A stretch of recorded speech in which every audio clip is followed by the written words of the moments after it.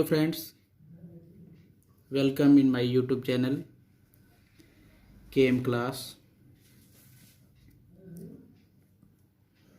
RK Sharma. Friends, today we are going to discuss the magnetic behavior of substances.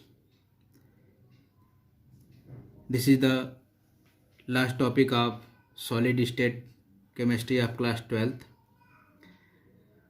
Before this, many things already discussed in the last videos.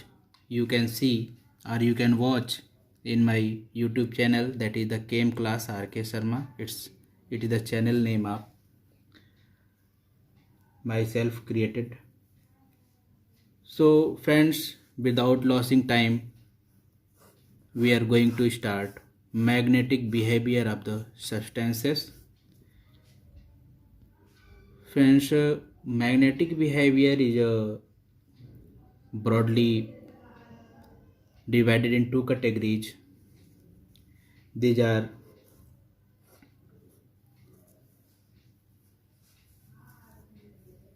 either create attraction or it create repulsion. Means when we kept any substance in the magnetic field, then it will be either attracted by the field or it will repulsed by the field. So these are the divided in two categories, attraction and repulsion. Now if we broadly divided it, then we can divide in the 5 categories. These are, first are paramagnetism, it is the process, and paramagnetic is the substance. Either you can write the paramagnetism or paramagnetic substance. So first one is the paramagnetism, second one is the diamagnetism, third ferromagnetism, fourth antiferromagnetism, and last one is the फेरीमैग्नेटिज्म.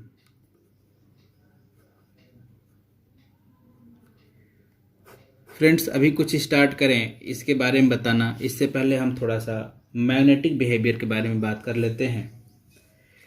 जैसे कोई भी atom electrons, protons और neutron से मिलकर बना होता है, तो जो न्यूक्लियस होता है, न्यूक्लियस में आप जानते हैं प्रोटॉन और न्यूट्रॉन होते हैं, और उसके बाहर इलेक्ट्रॉन्स की स्पिन होती है. जो स्पिन इलेक्ट्रॉन अपने न्यूक्लियस के चारों तरफ अराउंड द न्यूक्लियस ये स्पिन करता है. सो इसको हम ऐसे लिखें कि यह न्यूक्लियस है और ये क्या है, स्पिन ऑफ इलेक्ट्रॉन है. अब अगर यह कोई एक्सिस है और इस एक्सिस पर ये इलेक्ट्रॉन है और इलेक्ट्रॉन के इस एक्सिस पर इधर से स्पिन हो रही है, so this is the direction off spin. Direction off spin.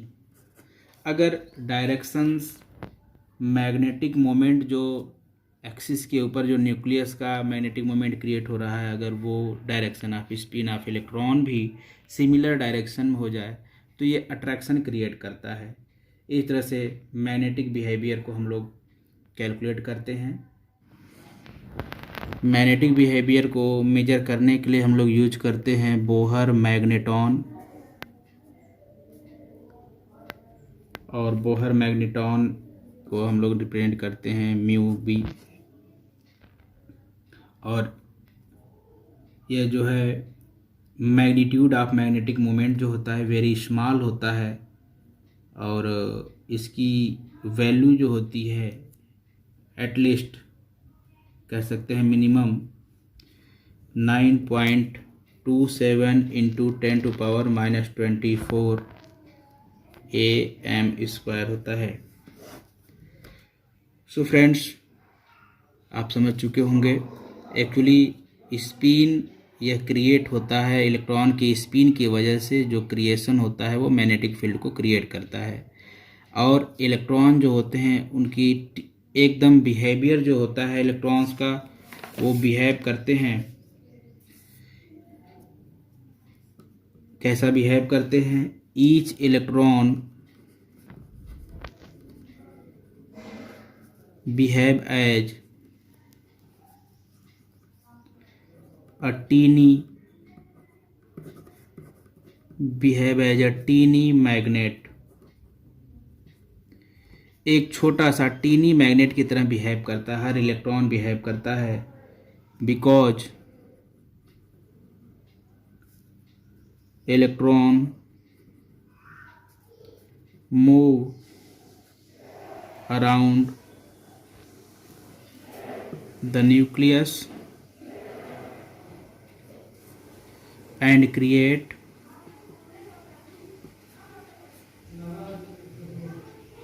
a loop of current which causes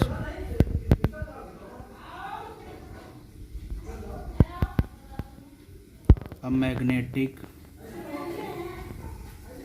moment।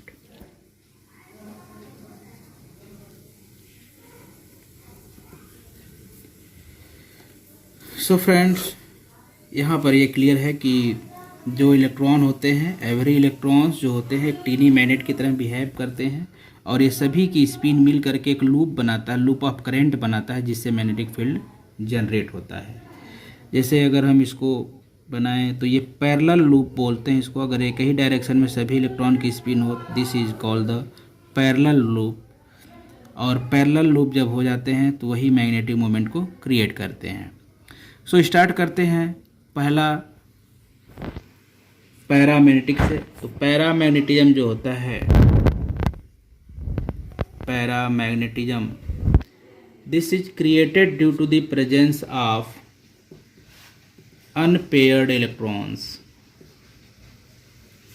Unpaired electrons, जब अनपेयर्ड इलेक्ट्रॉन प्रेजेंट होता है तभी पैरामैग्नेटिज्म क्रिएट होता है। अगर कहीं अनपेयर्ड इलेक्ट्रॉन है तो पैरामैग्नेटिक होगा।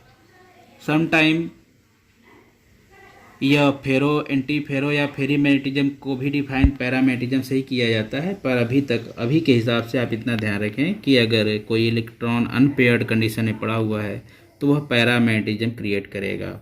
और सेकंड, जब डायमैग्नेटिज्म क्या है कि डायमैग्नेटिज्म जब कहीं अनपेयर्ड इलेक्ट्रॉन न हो तो उस केस को हम लोग डायमैग्नेटिज्म कहते हैं। अच्छा, तो एक आपको एग्जांपल लेके सॉल्व करते हैं कि यह पैरामैग्नेटिक होगा कि नहीं होगा। जैसे अगर हम 3D सीरीज की बात करें, periodic table of 3D series, suppose that Fe, so it will be paramagnetic और नॉट। सो Fe क्या होगा भाई? Fe का एटॉमिक नंबर 26 होता है। अभी आगे के चैप्टर्स में आपको इलेक्ट्रॉनिक कॉन्फ़िगरेशन सिखाया जाएगा। फिलहाल देखें 1s2, 2s2, 2p6, 3s2, 3p6, 3d, 4s। पहले इलेक्ट्रॉन 4s को भरते हैं। 4s2 26 एटॉमिक नंबर होता है आयरन का, तो d पर 6 हो जाएगा। आप काउंट कर सकते हैं। 4, 10, इतना हो गया 10, ये हो गया 8 और 2। सो टोटल कितने इलेक्ट्रॉन्स हो गए? टोटल इलेक्ट्रॉन 26 हो गए। इस तरह से हम हर बार क्लासिफिकेशन या इलेक्ट्रॉनिक कॉन्फ़िगरेशन करते हैं। आगे क्लास में इसको स्पष्ट या क्लियर बताया जाएगा। Friends, just count these numbers. This is 10 and 8, 18 electrons, and these 18 electrons are the atomic number of argon. So we can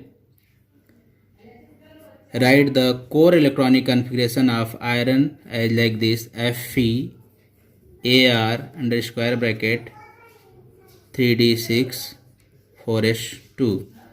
So friends, as you know that the d orbital having 5 subcells, so 1 2 3 4 5.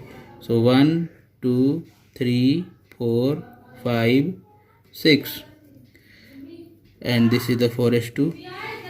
In the d orbital, 3d orbital, you can see 1 2 3 4 5 unpaired electrons are there.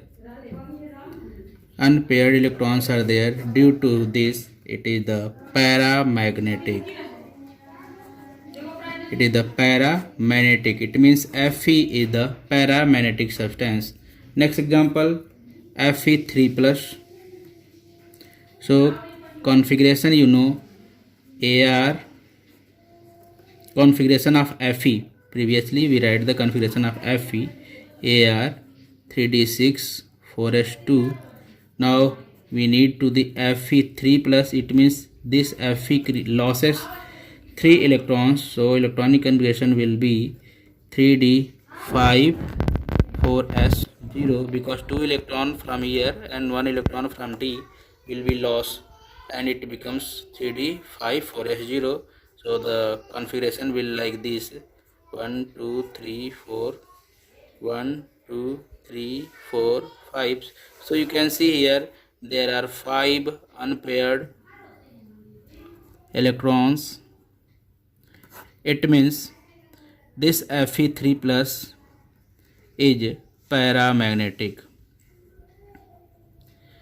So friends, the work or the homework to you, that chromium is atomic number 24, scandium 21. What will be the magnetic properties or magnetic behavior of these?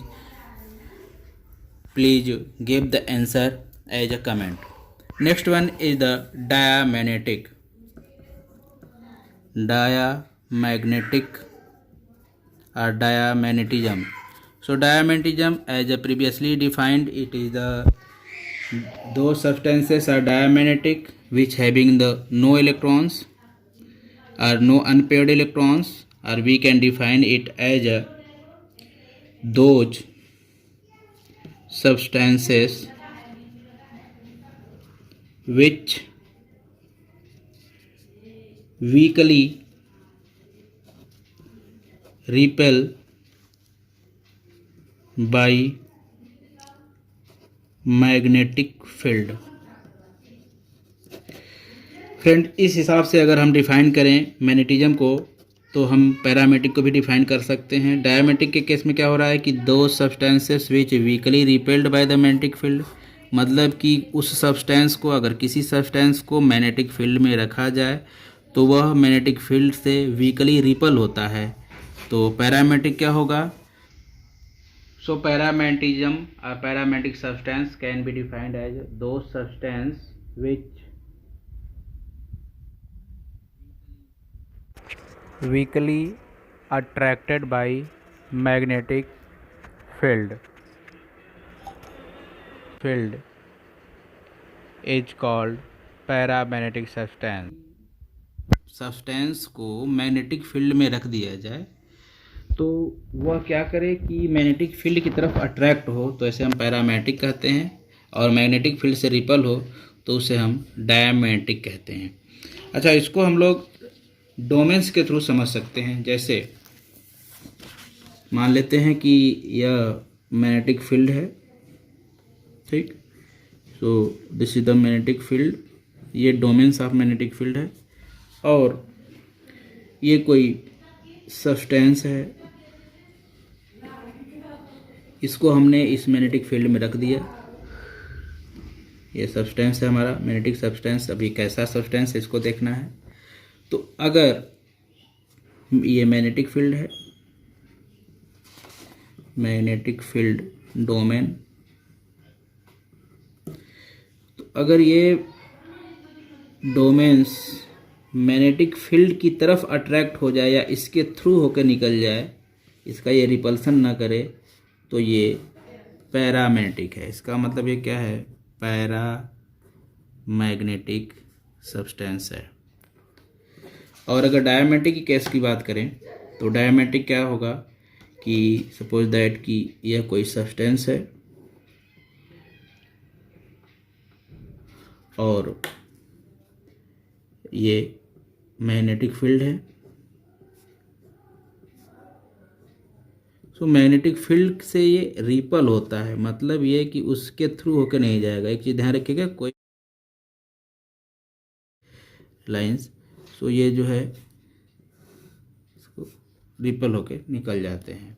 इस तरह से magnetic field जो होता है, अगर magnetic field का domain electrons को attract करे या उसके थ्रू होकर जाए तो वो पैरामैग्नेटिक सब्सटेंस है, और अगर उसे रिपल हो तो वो क्या है, डाया मैग्नेटिक सब्सटेंस है।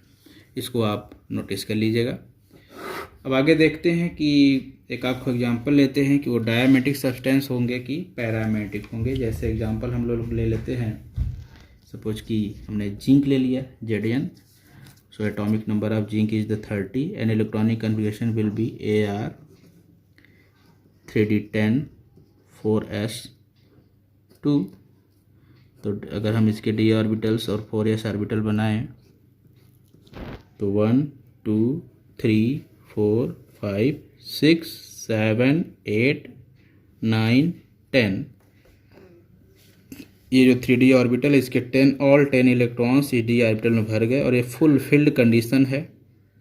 इसमें कोई अनपेयर्ड इलेक्ट्रॉन नहीं है। Due to the presence of unpaired electron substance become paramagnetic, but in this case there is no unpaired electron, so it is the diamagnetic। तो कई तरीके से क्वेश्चन पूछा जा सकता है कि यह पैरामैग्नेटिक है कि नहीं है, या डायमेट्रिक है कि नहीं है, या पैरामैग्नेटिक या डायमेट्रिक है तो क्यों है। सो आप इसको आप आसानी से सॉल्व कर सकते हैं। एक और एग्जांपल लेते हैं स्कैंडियम 3+ का। एटॉमिक नंबर ऑफ स्कैंडियम 21 होता है।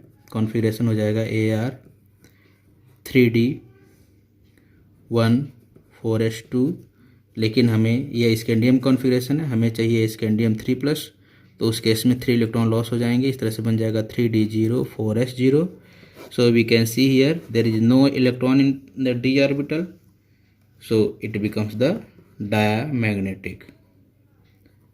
सो फ्रेंड्स, वंस अगेन रिवाइज कर देते हैं कि मैग्नेटिक बिहेवियर क्या होता है, कि मैग्नेटिक फील्ड में अट्रैक्शन और रिपल्सन को ही मैग्नेटिक बिहेवियर कहते हैं।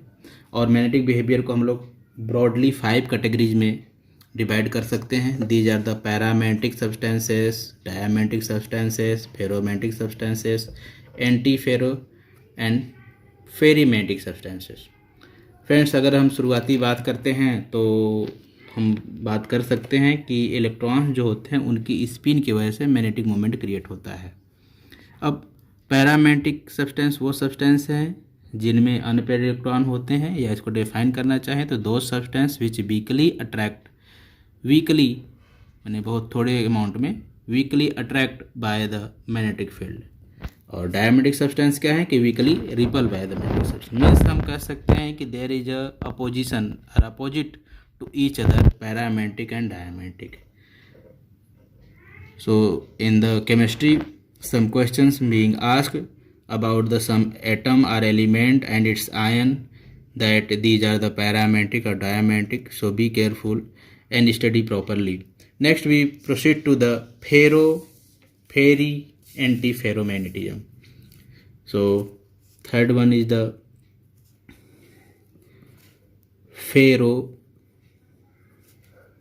मैग्नेटिक सबस्टेंस या फेरोमैग्नेटिज्म, और उसके बाद है anti ferro magnetic substance. Then last one is the ferri magnetic substance. Friends, अगर आपको पैरामैग्नेटिक और डायमैग्नेटिक का कॉन्सेप्ट क्लियर है तो वहीं से ये भी निकलेगा। देखिए, कुछ सम पैरामैग्नेटिक सब्सटेंसेस, एक्चुअली इसको हम कहें कि यह जो है पैरामैग्नेटिक की ही कैटेगरी है तो गलत नहीं होगा। ये पैरामैग्नेटिक सब्सटेंस ही होते हैं। एक्चुअली पैरामैग्नेटिक सब्सटेंस कौन होते हैं? जिनमें अनपेयर्ड इलेक्ट्रॉन होते हैं। सो पैरामैग्नेटिज्म मीन्स अनपेयर्ड इलेक्ट्रॉन, कुछ सम सब्सटेंस ऐसे होते हैं जिसमें अनपेयर्ड इलेक्ट्रॉन तो होते हैं, पर उनका जो मैग्नेटिक बिहेवियर होता है वो हमारे कैलकुलेटेड हिसाब से नहीं आता है। जैसे हम कह सकते हैं कि फेरोमैग्नेटिज्म का मतलब ये है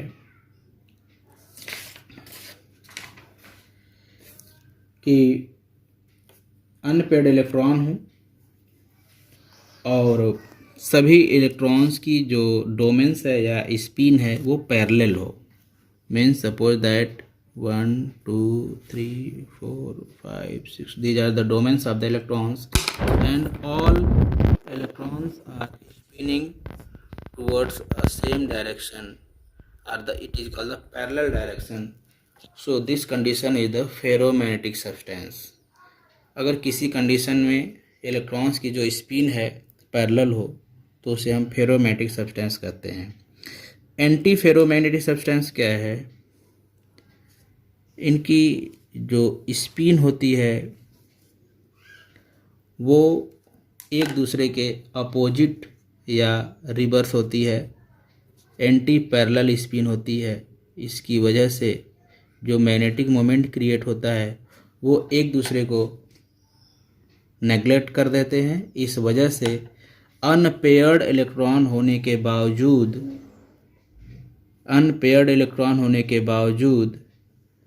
some substances become diamagnetic. This is the type of anti-ferromagnetic substance. So friend, anti-ferromagnetic substance क्या होते हैं? The diamagnetic substance,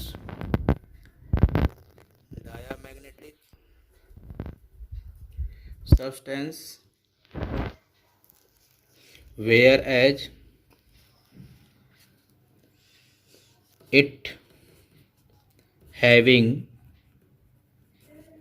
unpaired electron होने के बावजूद यह जो डायमेटिक है। तो क्यों डायमेटिक है? क्योंकि जो इनकी जो स्पिन है वो एंटी पैरेलल है, एक दूसरे के अपोजिट स्पिन में है, इसलिए यह जो है डायमेटिक हो जाते हैं। This is the mistake. So top down top down top down, इस तरह से एक दूसरे के अपोजिट स्पिन होने की वजह से यह जो है एंटी हो जाता है। और next one is the ferri magnetic substance. These are also type of paramagnetic substance which having the unpaired electron. So we can write it have or these substances have unpaired electron but its magnetic moment is less than calculated. हमारे calculated value से इनका magnetic moment क्या होता है? कम आता है। ऐसा क्यों? इसमें क्या है, जो इनके डोमेन्स हैं वो इलेक्ट्रॉन का जो डिस्ट्रीब्यूशन होता है सो कुछ अपोजिट होते हैं और कुछ उसमें से पैरेलल हो जाते हैं। So you can see here, ये एक दूसरे को नेगलेक्ट कर दिए, ये एक दूसरे को नेगलेक्ट कर दिए, लेकिन ये दोनों क्या हैं? पैरेलल हैं। सो कुछ स्पिन्स पैरेलल हो जाते हैं। इस वजह से जो मैग्नेटिक मोमेंट है वो वैल्यू क्लियर नहीं आती है, हमारे कैलकुलेटेड वैल्यू से लेस देन आती है। इसीलिए इसको हम लोग फेरी मैग्नेटिक सब्सटेंस की कैटेगरी में रखते हैं। सो फ्रेंड्स, आपकी रिवीजन के लिए बता दें कि पैरामैग्नेटिक सब्सटेंस और डायमैग्नेटिक सब्सटेंस में क्या डिफरेंस है। पैरामैग्नेटिक सब्सटेंस वो हैं जिनमें अनपेयर्ड इलेक्ट्रॉन्स होते हैं और अनपेयर्ड इलेक्ट्रॉन की वजह से वो उनका जो स्पिन होता है वो मैग्नेटिक फील्ड में पैरेलल स्पिन होता है, वो अट्रैक्ट होते हैं मैग्नेटिक फील्ड से। उसमें अनपेयर्ड इलेक्ट्रॉन्स होते हैं, ये आयंस या एटम के केस में हो सकते हैं। जबकि डायमैग्नेटिक में क्या है, ये रिपल करते हैं मैग्नेटिक फील्ड को और इनमें अनपेयर्ड इलेक्ट्रॉन्स नहीं होते हैं। अगर हम लोग ferromagnetic substance, anti ferromagnetic substance और फेरीमैग्नेटिक सब्सटेंस की बात करें तो ये पैरामैग्नेटिक बिहेवियर ही है, क्योंकि इनमें अनपेयर्ड इलेक्ट्रॉन जरूर होंगे। अनपेयर्ड इलेक्ट्रॉन होने के बावजूद इनका जो मैग्नेटिक बिहेवियर है हमारे कैलकुलेटेड बिहेवियर से अदर आता है या डिफरेंट आता है, इसलिए इनको हम लोग जो है अलग कैटेगरी में डिवाइड कर देते हैं। तो फेरोमैग्नेटिक सब्सटेंस वे सब्सटेंस हैं जिनकी अनपेयर्ड इलेक्ट्रॉन की सभी की स्पिन पैरेलल होती है या एक दूसरे के फेवर में होती है, इसीलिए ये जो है इनका मैग्नेटिक बिहेवियर अच्छा आता है या जितना हमारा कैलकुलेटेड है उतना आता है। लेकिन एंटी फेरोमैग्नेटिक सब्सटेंस में क्या होता है कि इसमें जो इलेक्ट्रॉन्स की स्पिन है एक दूसरे के अपोजिट होती है। इसमें वन इलेक्ट्रॉन एक दूसरे के मैग्नेटिक फील्ड या क्रिएट जो फील्ड है मैग्नेटिक मोमेंट का उसको नेगलेक्ट कर देते हैं। इस तरह से यह सब्सटेंस अनपेयर्ड इलेक्ट्रॉन होने के बावजूद डायामैग्नेटिक होता है। सो एंटी फेरोमैग्नेटिज्म कैसा सब्सटेंस है, एंटी फेरोमैग्नेटिक सब्सटेंस कैसा है, ये these are the substance which having unpaired electron elsewhere these are the diamagnetic. So anti-ferromagnetic substances are the diamagnetic substance. This is very important to notice that anti-ferromagnetic substances having unpaired electron elsewhere, these are the diamagnetic. Next one is the ferrimagnetic substance. The ferrimagnetic substance are those substances which having the unpaired electron but the distribution or the arrangement of the electron is as like that some electrons are spin opposite to each but some are the parallel having parallel spins, so that creates the paramagnetic behavior. So ferrimagnetic substances are those substances which are the paramagnetic due to containing the unpaired electron but its value is not as much as the calculated because some electrons having the opposite spin to each. Friends, अगर video आपको अच्छा लग रहा है, इससे आपको पढ़ाई में कुछ भी हेल्प मिल रही है तो मेरे वीडियोज़ को लाइक करें और अपने फ्रेंड्स को भी बताएं तथा उनको शेयर करें और चैनल को सब्सक्राइब करें ताकि हम आगे भी वीडियो बनाते रहें। अगर किसी तरह का आपका सजेशन है, सुझाव है तो कमेंट में आप ज़रूर लिखें। Thank you.